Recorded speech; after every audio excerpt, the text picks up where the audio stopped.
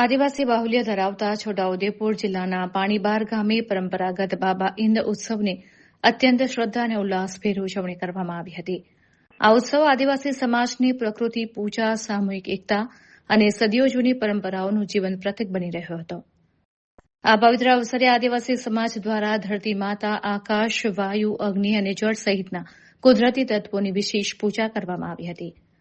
ગ્રામજનોએ ગામના આદિ દેવસ્થાનોએ શીશ નમાવી ખેતીમાં સારો પાક ઉતરે, પશુધનની રક્ષા થાય અને સમગ્ર પંથકમાં સુખ શાંતિ જળવાઈ રહે તેવી મંગલ કામના કરી હતી.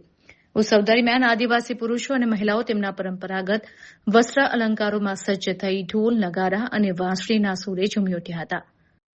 આસપાસના અનેક ગામોમાંથી મોટી સંખ્યામાં ઉમટી પડેલા લોકોને કારણે વાતાવરણ ભાઈચારા અને સામાજિક એકતાથી મહેકી ઉઠ્યું હતું.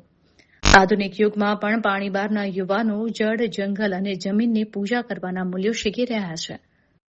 વડીલો દ્વારા કરવામાં આવતી શાસ્ત્રોક્ત વિધિ નિહાળી નવી પેઢી પોતાની સંસ્કૃતિ અને બોલી પ્રત્યે જાગૃત બની છે.